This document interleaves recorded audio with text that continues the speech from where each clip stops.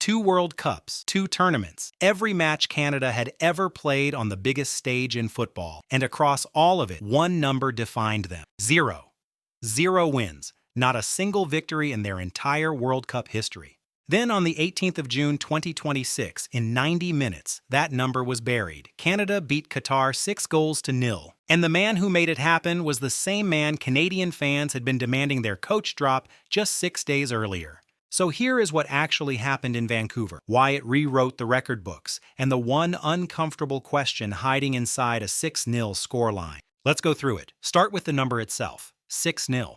That single result doubled the total number of goals Canada had scored in their entire World Cup history. Everything they managed across 1986 and 2022 combined. Every goal in every match across 2 tournaments. They matched all of it and passed it. In one afternoon. Now the record. A 6-goal margin is not just big. It equals the record for the biggest win ever by a host nation at a World Cup. Italy did it in 1934, Brazil in 1950, Argentina in 1978, 3 of the most decorated names in the sport. And now Canada sits in that list. A team that 6 days earlier had never won a World Cup match at all. Then there is Jonathan David, 3 goals, a hat trick. The first Canadian ever to score one at a World Cup. And here is the stat that stops you. He is the first player to score a hat trick on home soil at a World Cup since Geoff Hurst for England in the 1966 final, 60 years. The last man to do it on home ground is a name English football has worshipped for 6 decades. Now a Canadian is next to him. Those 3 goals also pulled David level at the top of the tournament's scoring chart, tied on 3 with Lionel Messi. Jonathan David and Messi, joint top of the Golden Boot race. Nobody predicted that. Sit with the Geoff Hurst comparison for a second, because it is bigger than a fun fact. Hurst's hat trick in 1966 is the most famous individual performance in World Cup history. It won England their only World Cup on home soil in the final, and it is replayed in that country every 4 years like scripture. For 60 years, through every World Cup since, with all the great strikers the game has produced, not one of them scored a hat trick on home ground at the tournament. Not Ronaldo, not Klose, not Muller, nobody. The next man to do it is Jonathan David of Canada against Qatar in Vancouver. He has written his name into a sentence that, until this week, had exactly one name in it. Whatever else happens in his career, that record is now his. Here is what makes it land. 6 days before this, David was not the hero. He was the problem. Go back to Canada's opener against Bosnia, a 1-1 draw. Canada got their first ever World Cup point, but David was quiet, ineffective, and got hooked off. The reaction was brutal. Canadian fans turned on him online. Some openly told coach Jesse Marsch to drop him from the starting 11. The Juventus striker, the record goal scorer, the most expensive player Canada has ever produced. His own supporters said he did not deserve his place. His answer was 11 words. He said every game is the same motivation. You just have to be ready for the next one. No excuses, no bitterness. Then he scored 3 times against Qatar. This matters because of who David is to Canada. He is the talisman, the all-time top scorer, the man who carried them through qualifying. When your biggest name goes quiet on the World Cup stage, the noise is louder because the expectations are higher. For 6 days, he wore the label of the man who let the country down. That is why 3 goals and a place in the record books was not just form returning. It was the leader standing up at the exact moment his nation needed it. The goals tell the story of the night. Cyle Larin opened it on 16 minutes, the same Larin who rescued the point against Bosnia, stabbing home from close range. Just before the half hour, David smashed a volley into the top corner, 2-0. In first half stoppage time, he got his second in a scramble off the crossbar, while Qatar's players stood with their hands on their hips, already done. 3-0 at the break. After the restart, substitute Nathan Saliba curled in a free kick for 4. An own goal from Qatar's Mohamed Manai made it 5, and in stoppage time, David turned and finished for his hat trick, 6-0. But this win was not clean, and this is the part the highlight reels skip. Early in the second half, Canadian midfielder Ismaël Koné went down with a sickening injury, the kind that silences a stadium. His teammates surrounded him immediately, hands on heads, faces full of real fear. This was not a knock. It was serious, and everyone on that pitch knew it. Saliba, the man who replaced him, scored minutes later. He did not celebrate for himself. He lifted Koné's shirt into the air. A tribute. In the middle of the biggest win in his country's history, Ismaël Koné captured the split afterwards. He said, "We showed the world who Canada is, we showed the fight we have." Then he added, "Koné's injury hurts. It was emotional, but we went back out and got the job done, and we did it for him." That is this match. Triumph and pain in the same 90 minutes, and it was nasty. Qatar finished with 9 men, 2 players sent off. At the final whistle, with the result long gone, players from both sides squared up on the touchline. The anger over Koné's injury was still raw. This was a win, but a hard, bruising one. The red cards matter beyond this match. Both sent-off players are now suspended, which means Qatar will line up for their final group game missing 2 starters from a team that was already the weakest in the group. A side that conceded 6 and lost 2 men in the same afternoon is not a side that recovers quickly. And it speaks to a wider pattern at this tournament. The 2026 World Cup has been unusually ill-tempered, with red cards flying in numbers not seen in years. The opening match alone produced 3. Referees are under pressure, tempers are short, and Qatar against Canada added 2 more dismissals to a growing pile. What started as a football match turned, by the end, into something closer to a flashpoint. Coach Jesse Marsch knew exactly what his team had given the country. He said there are going to be 40 million Canadians who claim they were in the stadium today, but these 55,000 were the lucky ones, and what a performance they saw. He is right. Nights like this become the story a footballing nation tells for a generation. To understand the weight of it, understand where Canadian men's football comes from. This was never a football country. It was a hockey country with a soccer team.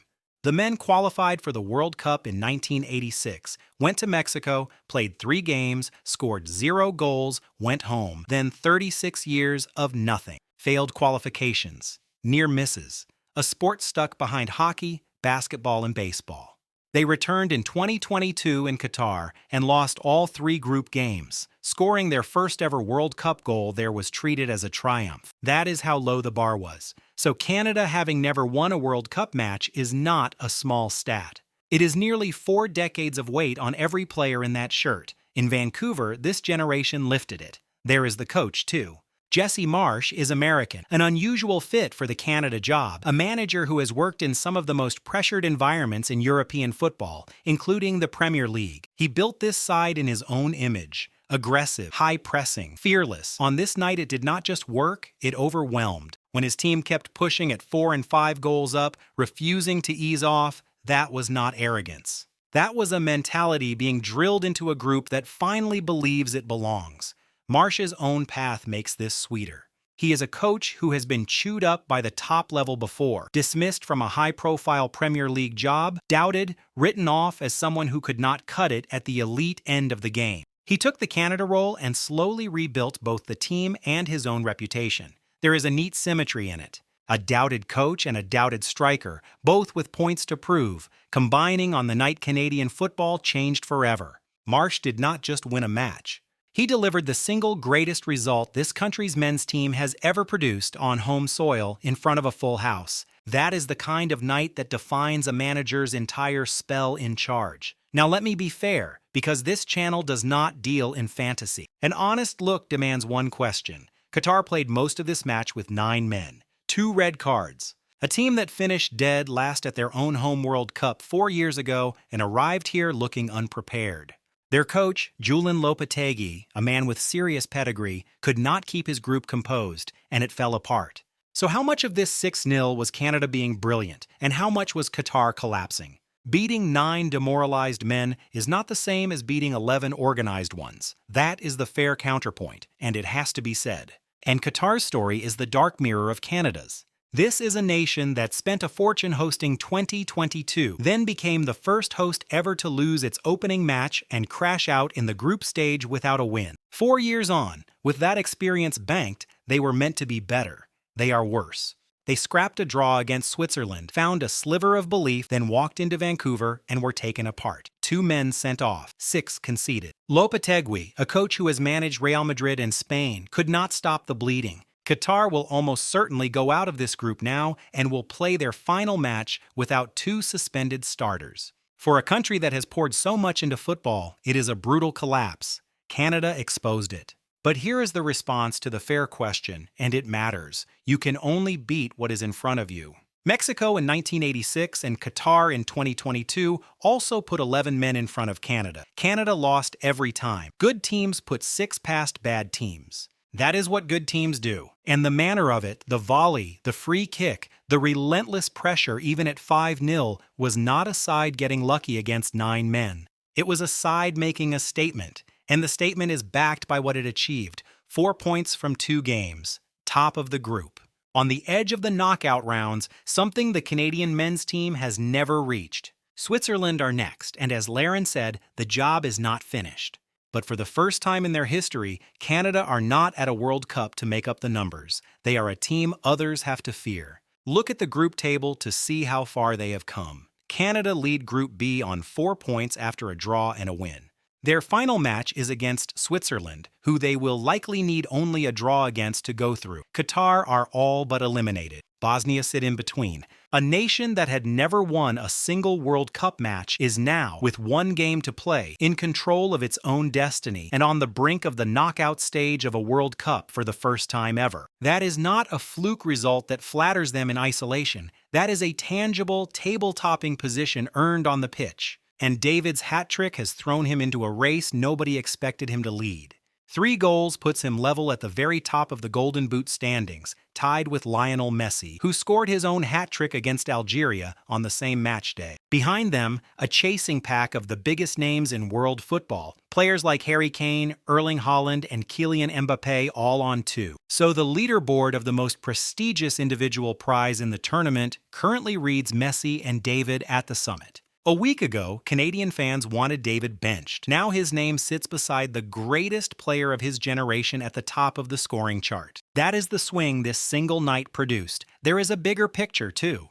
This is a home World Cup for Canada, shared with the United States and Mexico, and there was real anxiety about whether the co-hosts could deliver on the pitch. Mexico answered by becoming the first team into the knockout rounds on the same day. Canada answered in the loudest way possible. For a tournament whose opening week was buried under ticket prices, empty seats, visa refusals, and refereeing rows, this was the antidote.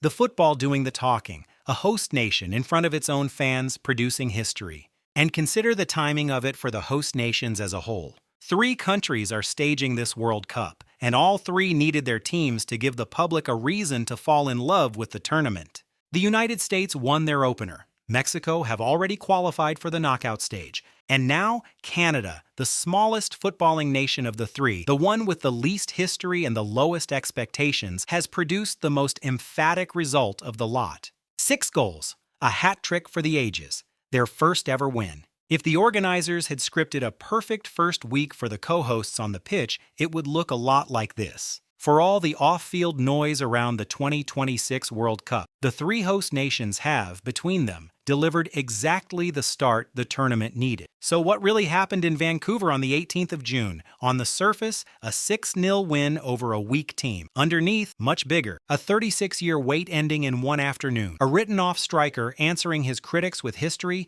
not seen since 1966. A teammate's frightening injury turning celebration human, and a host nation announcing, for the first time, that it belongs. So what do you think? Is this the night Canada arrived as a real force at their home World Cup?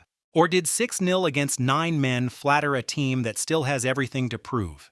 Was David's hat trick a doubted star silencing a nation for good, or one great night against broken opposition? Drop your verdict in the comments. I read everyone. A like helps more than you would think. And if you want World Cup coverage that gives you the full story, the history, the drama, and the honest questions underneath the headlines, subscribe and stick around. Because football at this scale is never just a tournament. It is a moment in time. And on the 18th of June, in front of 55,000 people who will never forget it, Canada finally got theirs.